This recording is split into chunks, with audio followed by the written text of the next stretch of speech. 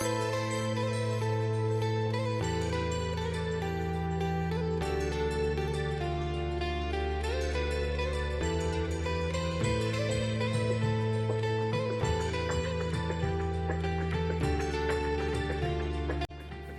ഞാൻ ഉണ്ടാക്കിയിരിക്കുന്ന നല്ല അടിപൊളിയായിട്ടുള്ളൊരു ചിക്കൻ റോസ്റ്റാണ്. നല്ല ടേസ്റ്റാണ് ഈ ഒരു ചിക്കൻ റോസ്റ്റ് ഈ ഒരു രീതിയിൽ ഉണ്ടാക്കിയെടുത്തു കഴിഞ്ഞാൽ. എല്ലാത്തിൻ്റെയും കൂടെ, അതായത് ചോറിൻ്റെയും ചപ്പാത്തിയുടെയും പൊറോട്ടയുടെയും ഏതിൻ്റെയും കൂടെ കഴിക്കാൻ ഒരു അടിപൊളി കോമ്പിനേഷനാണ്. അപ്പം നമുക്ക് ഈ ഒരു റെസിപ്പി എങ്ങനെയാണ് ഉണ്ടാക്കുന്നതെന്ന് നോക്കിയിട്ട് വരാം.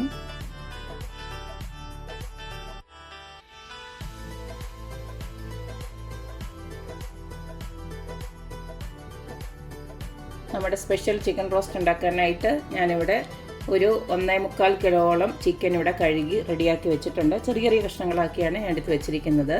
ഇനി ഇതിലേക്ക് നമുക്ക് കുറച്ച് പൊടികൾ ഇട്ട് കൊടുക്കാറുണ്ട്. ഞാൻ ഇതിനകത്ത് ഒരു 3 സ്പൂൺ ചിക്കൻ മസാല, ഒരു 2 സ്പൂണ് മല്ലിപ്പൊടി, അതുപോലെ തന്നെ ഒരു 3 സ്പൂണ് കാശ്മീരി, ഇതേ സ്പൂണാണ് ഞാൻ പറയുന്നത് കേട്ടോ.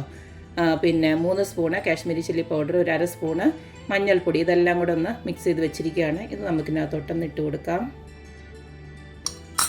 ഇനി ഇതിലേക്ക് ഞാൻ കുറച്ച് കറിവേപ്പില ഇട്ട് കൊടുക്കുകയാണ്. അടുത്തതിലേക്ക് നമുക്ക് ആവശ്യത്തിനുള്ള ഉപ്പൊന്ന് ഇട്ട് കൊടുക്കാം. ഇപ്പോൾ ഒരു 1/2 സ്പൂൺ ഇട്ട് കൊടുക്കാം. പിന്നെ നമുക്ക് ആവശ്യമുണ്ടെങ്കിൽ പിന്നെ ഇട്ട് കൊടുക്കാം. അടുത്തതിലേക്ക് ഞാനൊരു ചെറിയ കഷ്ണം ഇഞ്ചിയും അതുപോലെ തന്നെ ഒരു 3-4 അല്ലി വെളുത്തുള്ളിയുടെ ചതച്ചാണ്, അതുകൂടെ അങ്ങോട്ട് ഇട്ട് കൊടുക്കുകയാണ്.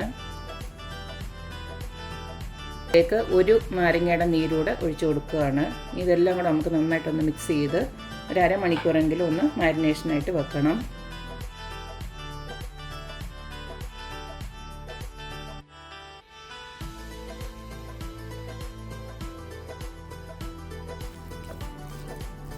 എല്ലാം മസാല ഞാൻ നന്നായിട്ട് പിടിപ്പിച്ച് വെച്ചിട്ടുണ്ട്. ഇത് 1/2 മണിക്കൂറിന് ശേഷം നമുക്ക് ബാക്കിയുള്ളത് ചെയ്തെടുക്കാം. ചിക്കൻ 1/2 മണിക്കൂർ മാരിനേറ്റ് ചെയ്യാൻ വെച്ച നേരം കൊണ്ട് ഞാൻ ഇവിടെ ഒരു 5 സവാള ഇതുപോലൊക്കെ സ്ലൈസായിട്ട് അരിഞ്ഞ് വെച്ചിട്ടുണ്ട്. പിന്നെ തേങ്ങാക്കൊത്ത് റെഡിയാക്കി വെച്ചിട്ടുണ്ട്. ഇത് ഓപ്ഷണലാണ്, വേണമെങ്കിൽ ഇട്ടാൽ മതി. പിന്നെ അതുപോലെ തന്നെ കുറച്ച് കറിവേപ്പിലയും അതുപോലെ തന്നെ പച്ചമുളകും എടുത്ത് വെച്ചിട്ടുണ്ട്.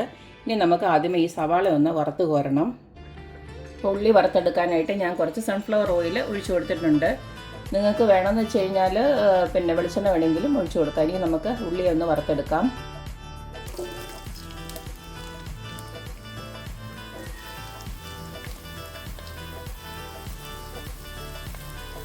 ഞാനിപ്പോൾ 2 ബാച്ചായിട്ടാണ് വറുത്തെടുക്കാൻ പോകുന്നത്. രീതിയിൽ നമ്മുടെ ഉള്ളി ഒന്ന് മൂത്ത് കഴിയുന്നുണ്ടെങ്കിൽ ഇതങ്ങ് കോരി മാറ്റാം. ഇതിൽ കൂടുതൽ മൊരിയരുത്, കാരണം ഇതിൽ കൂടുതൽ മൊരിഞ്ഞു കഴിഞ്ഞാൽ നമ്മുടെ ചിക്കന് ഒരു കയ്പായി പോവും. ഈ ഒരു പരുവത്തിന് നമുക്ക് ഉള്ളി അങ്ങ് മാറ്റി വെക്കാം. ബാക്കിയുള്ള ഉള്ളി ഞാൻ ഇതുപോലൊക്കെ ഒന്നിട്ട് കൊടുത്തിട്ടുണ്ട്. ഇത് എളുപ്പം മൂക്കാനായിട്ട് നമുക്ക് ഒരു തുള്ളി കുറച്ച് ഉപ്പൊന്ന് ഇട്ട് കൊടുത്തേച്ചാൽ മതി. നമ്മൾ ഓൾറെഡി ചിക്കനകത്ത് ഉപ്പിട്ട് കൊടുത്തിട്ടുണ്ട്. അപ്പോൾ അതനുസരിച്ചിട്ട് കുറച്ച് ഉപ്പ് ഇതിനകത്തോട്ട് ഇട്ട് കൊടുത്താൽ വേഗം ഉള്ളി അങ്ങ് മൂത്ത് വരും. ഉള്ളിയൊക്കെ ഞാൻ വറുത്ത് കോരി മാറ്റി വെച്ചിട്ടുണ്ട്. ഇനി ആ സെയിം എണ്ണയിലോട്ട് നമ്മൾ അരിഞ്ഞ് വെച്ചിരിക്കുന്ന തേങ്ങാക്കൊത്തൊന്ന് ഇട്ട് കൊടുക്കുകയാണ്. ഇതിലേക്ക് ഞാൻ കുറച്ച് പെരിഞ്ചീരകം കൂടെ ആഡ് ചെയ്യുന്നുണ്ട്. ഇത്രയ്ക്ക് ഇട്ട് കൊടുക്കുന്നുണ്ട്. വേറെ ഉപ്പൊന്നും ഞാൻ ഇനി ഇതിനകത്തോട്ട് ഇട്ട് കൊടുക്കുന്നില്ല. ഞാൻ കുറച്ച് മഞ്ഞൾപ്പൊടിയോടെ ഒന്ന് ആഡ് ചെയ്യുവാണ്, ഒരു 1/4 ടീസ്പൂണ്.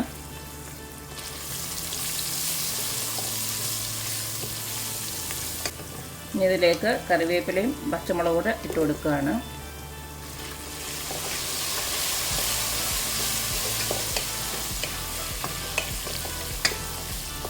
അപ്പം നമ്മളിട്ട് കൊടുത്തതെല്ലാം ഒരുവിധം ഒന്ന് മൂത്ത് വന്നിട്ടുണ്ട്. ഈ സമയം നമ്മൾ മാരിനേറ്റ് ചെയ്ത് വെച്ചിരിക്കുന്ന ചിക്കൻ ഉണ്ടല്ലോ, അതൊന്ന് ഇട്ട് കൊടുക്കാം.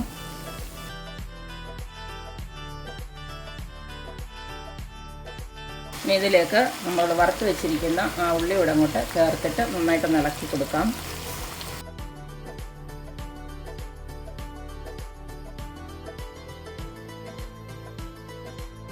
ഇപ്പം എല്ലാം ഞാൻ നന്നായിട്ടൊന്ന് ഇളക്കി വെച്ചിട്ടുണ്ട്. ഇതിനി നമുക്ക് അടച്ച് വെച്ചതിന് ശേഷം നമുക്ക് ചെറിയ തീയിൽ ഇതൊന്ന് വേവിച്ചെടുക്കണം. നമ്മൾ വെള്ളമൊന്നും ഒഴിച്ചിട്ടില്ല. ഇതിൻ്റെ ചിക്കനിൽ നിന്ന് ഇറങ്ങുന്ന വെള്ളം കൊണ്ട് തന്നെ ഇത് വെന്ത് കിട്ടും. നമ്മുടെ ചിക്കനൊക്കെ നല്ല വെള്ളം വറ്റി നല്ല വെന്ത് വന്നിട്ടുണ്ട്. ഒരു 1/4 മണിക്കൂറോളം ചെറിയ തീയിലിട്ട് സ്ലോ കുക്കിംഗ് ആയിരുന്നു കേട്ടോ. അതായത് ഞാൻ തീ എത്ര കൂട്ടി വെച്ചതേ ഇല്ല. അതുകൊണ്ട് തന്നെ നമ്മൾ പിന്നെ വെള്ളം ഒഴിച്ച് കൊടുത്തിട്ടില്ലല്ലോ. ആ ചിക്കനിലുള്ള വെള്ളം കൊണ്ട് മാത്രമാണ് ഇത് വെന്ത് വന്നിട്ടുള്ളത്. നന്നായിട്ട് വെന്തിട്ടുമുണ്ട്. കണ്ടില്ലേ, കണ്ടാൽ തന്നെ അറിയാം. കണ്ടില്ലേ, നല്ല അടിപൊളിയായിട്ടുള്ളൊരു ചിക്കൻ റോസ്റ്റാണ്. ഇങ്ങനെ ചാറ് വറ്റിച്ചെടുത്ത് കഴിഞ്ഞാൽ ഉണ്ടല്ലോ നല്ല നമ്മുടെ ചൂട് പൊറോട്ടയുടെ ഒക്കെ കൂടെ നല്ല അടിപൊളി ഒരു കോമ്പിനേഷനാണ്. ഇത്തിരി കൂടെ വേണമെങ്കിൽ വറ്റിച്ചെടുക്കാം, അല്ലെങ്കിൽ ഇത്തിരി കൂടെ ഗ്രേവി ആയിട്ട് നിങ്ങൾക്ക് എടുക്കാം. എങ്ങനെ വേണമെങ്കിലും എങ്ങനെ എടുത്താലും നല്ല അടിപൊളി ടേസ്റ്റാണ്. അപ്പോൾ എല്ലാവരും ഇതുപോലൊക്കെ ഒന്ന് ഉണ്ടാക്കി നോക്കുക, അഭിപ്രായങ്ങൾ അറിയിക്കുക.